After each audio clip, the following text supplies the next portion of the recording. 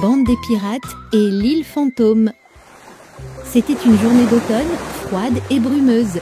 Sur le pont, les pirates s'ennuyaient un peu. L'été était fini, les plages étaient désertes et il n'y avait plus grand-chose à faire. Barbe Noire, le capitaine, tapota sa grande barbe sombre et déclara: « Ah, mes amis, il est temps de vivre une nouvelle aventure. J'ai entendu parler d'une île mystérieuse, l'île fantôme. » Elena, la jeune pirate intrépide, leva les yeux du gouvernail.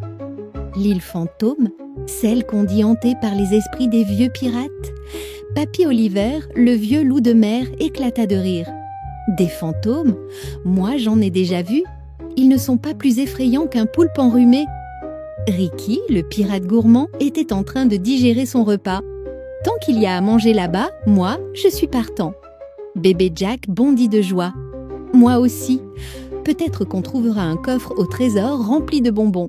Et Balthazar, le perroquet, se mit à répéter en battant des ailes: « Fantôme, bonbons, bouhouhou !» Barbe Noire sourit. « Parfait, cap sur l'île fantôme !»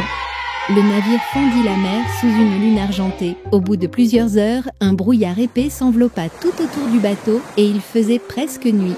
À travers la brume, une silhouette sombre apparut. Une île étrange, entourée de récifs et de lanternes qui brillaient d'une lumière verte. Ils accostèrent prudemment sur la plage où des citrouilles sculptées souriaient avec des visages luisants. Elena chuchota: « On dirait que quelqu'un nous attend. » En avançant, ils découvrirent une cabane abandonnée au bord des palmiers tordus. À l'intérieur, tout était couvert de poussière, sauf une vieille table où reposait une carte au trésor. Papy Oliver s'approcha en plissant les yeux.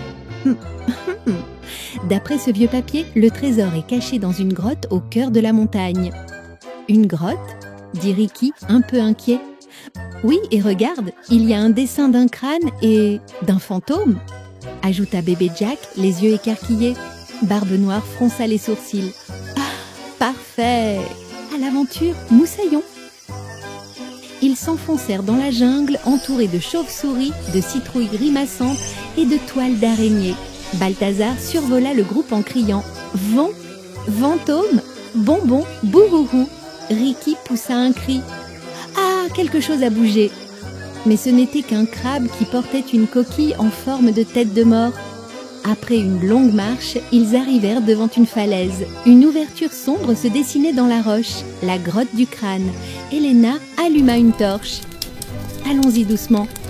À l'intérieur, la grotte scintillait d'une lumière verte. Des squelettes de pirates étaient assis autour de vieux coffres, comme figés depuis des siècles. Bébé Jack murmura: « Ils dorment encore ?» Mais soudain, un grand coffre s'ouvrit tout seul et une lumière étincelante jaillit. Une voix grave retentit. « Qui ose troubler le repos du capitaine fantôme ?» Un spectre vêtu d'un manteau de capitaine apparut devant eux.